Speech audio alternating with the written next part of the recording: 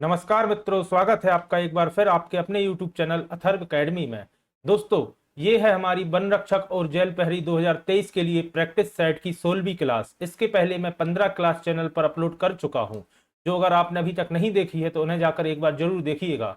इन classes से काफ़ी प्रश्न आपको एज इट इज़ अभी तक के वन रक्षक और जेल प्रहरी के एग्जाम में देखने को मिले हैं।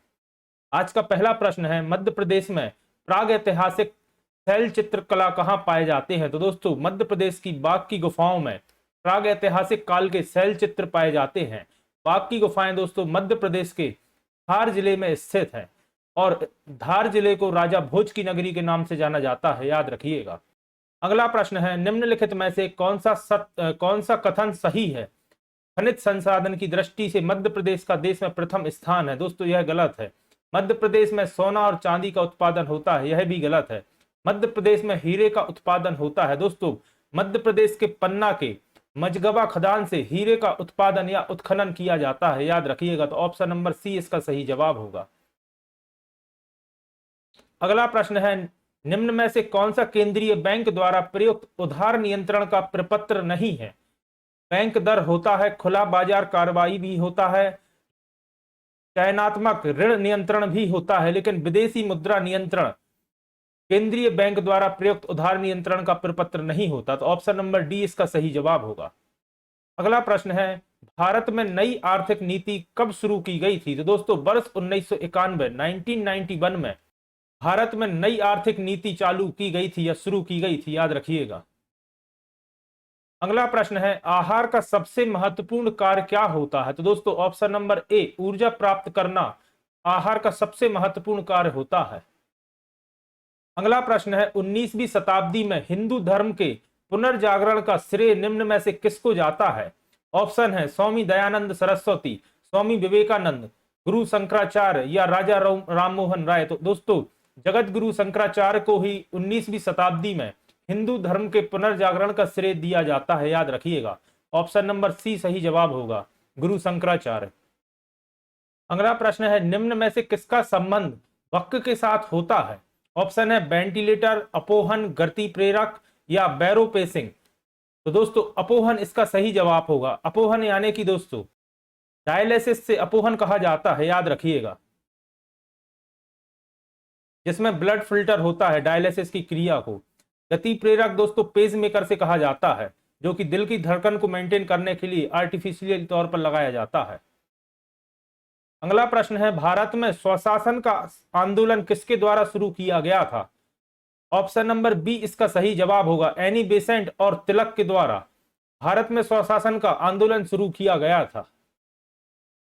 अगला प्रश्न है, निम्न में से कौन सा अंतःस्रावी और बाह्य स्रावी ग्रंथि भी है? पीयूष ग्रंथि, अबटू ग्रंथि, अग्नाशय, पराटू ग्रंथि। दोस्तों, पीयूष ग्रंथि जिसे पिट्यूटरी ग्लैंड कहा जाता है, अबटू ग्रंथि को दोस्तों थायराइड ग्लैंड कहा जाता है, और इसका सही जवाब होगा दोस्तों ऑप्शन नंबर सी अग्नाशय, याद रखिएगा। अगला प्रश्न है, औरंगजेब द्वारा किस सिख गुरु की हत्या की गई थी? तो दोस्तों, गुरु तेज बहादुर सिंह की हत्या की गई थी औरंगजेब के द्वारा, याद रखिएगा। अगला प्रश्न है, किसने मोहम्मद बिन तुगलक की पदवी धारण की और 1325 में दिल्ली का शासक बन गया? तो दोस्तों, जूना खां मोहम्मद बिन तुगलक का सही नाम है, याद रखिएगा। और 1325 में जूना खां या मोहम्मद बिन तुगलक दिल्ली का शासक बन गया था। अगला प्रश्न है, छत्रक क्या है? दोस्तों, छत्रक मशरूम से कहा जाता है, याद रखिएगा, और मशरूम एक प्रकार का कवक होता है, फंगस। ऑप्शन नंबर ए इसका सही जवाब है।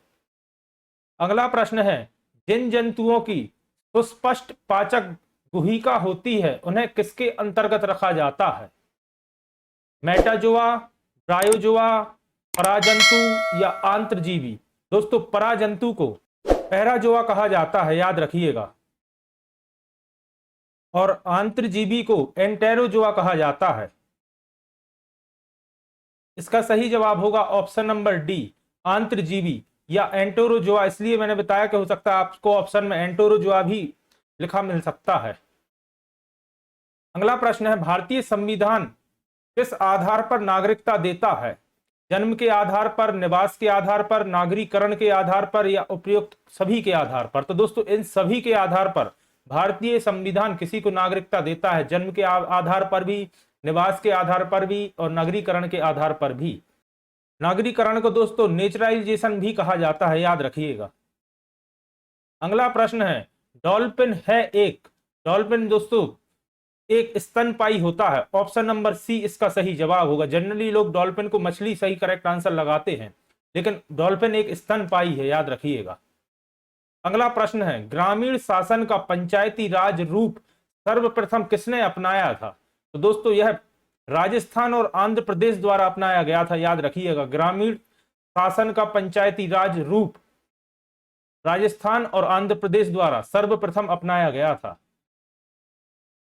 अगला प्रश्न है, निम्न में से कौन सी नदी अब मृदा जल द्वारा पुनः भरी जाती है? तो दोस्तों आप सभी जानते होंगे, नर्मदा नदी अब मृदा जल द्वारा पुनः भरी जाती है।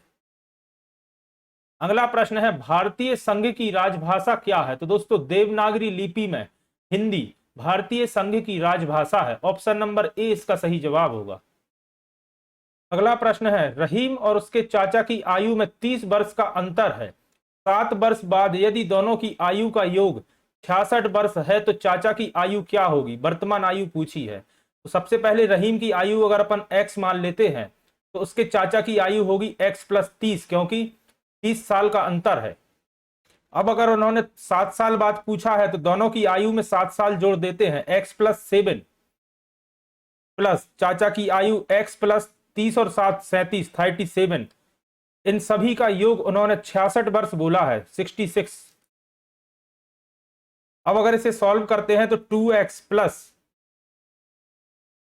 37 और 7 44 बराबर 66। 2x बराबर 66 माइनस 44, तो x की वैल्यू आएगी 22/2 यानी कि 11। अब x की वैल्यू 11 दी गई है, जो कि अपन ने रहीम की आयु मानी थी, और रहीम से चाचा की आयु 30 वर्ष ज्यादा है, तो अगर x की जगह पे 11 रखते हैं तो चाचा की वर्तमान आयु 41 वर्ष होगी। 30 और 11 41, तो 41 इसका सही जवाब होगा। ऑप्शन नंबर ए इसका सही जवाब है। इस तरह के प्रश्न दोस्तों आपको हर एक शिफ्ट के पेपर में देखने को मिले हैं। अगला प्रश्न है, मध्य प्रदेश विधानसभा भवन का वास्तुकार कौन है? तो दोस्तों आप सभी जानते होंगे, मध्य प्रदेश विधानसभा का भवन का वास्तुकार चार्ल्स कोरिया है। अगला प्रश्न है, मध्य प्रदेश विधानसभा सदस्यों की संख्या कितनी है?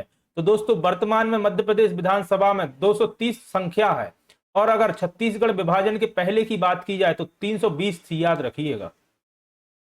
अगला प्रश्न है, मध्य प्रदेश के निम्न विधानसभा क्षेत्र में से कौन सर्वाधिक अनुसूचित जाति के लिए आरक्षित है? ऑप्शन है मुरैना, दतिया, उज्जैन। तो दोस्तों इन तीनों जगह 2-2 विधानसभा क्षेत्र अनुसूचित जाति यानी कि SC के लिए आरक्षित हैं। तो इसका सही जवाब होगा ऑप्शन नंबर डी, उपयुक्त सभी। इनके नाम याद रखिएगा, मुरैना, दतिया और उज्जैन। अगला प्रश्न है, मध्य प्रदेश के किस जिले के सभी विधानसभा क्षेत्र अनुसूचित जनजाति के लिए आरक्षित है, यानी कि ST के लिए? ऑप्शन है झाबुआ, बड़वानी, डिंडोरी। तो दोस्तों इसका सही जवाब होगा ऑप्शन नंबर डी, उपयुक्त सभी। साथ ही याद रखिएगा, मध्य प्रदेश के झाबुआ, अलीराजपुर, बड़वानी, डिंडोरी तथा अनूपपुर जिले के सभी विधानसभा क्षेत्र अनुसूचित जनजाति यानी कि ST के लिए आरक्षित किए गए हैं, और मध्य प्रदेश के मुरैना, दतिया तथा उज्जैन विधानसभा क्षेत्र में अनुसूचित जनजाति के लिए 2-2 स्थान आरक्षित किए गए हैं, याद रखिएगा। अगला प्रश्न है, मध्य प्रदेश की पहली महिला मुख्यमंत्री कौन थी? तो दोस्तों आप सभी जानते होंगे, option number A Uma Bharti इसका सही जवाब है। मध्य प्रदेश की 12वीं विधानसभा जो कि वर्ष 2003 में गठित हुई थी, वर्ष 2003 में मध्य प्रदेश की 12वीं विधानसभा में उमा भारती को मध्य प्रदेश की पहली महिला मुख्यमंत्री होने का गौरव प्राप्त है, याद रखिएगा।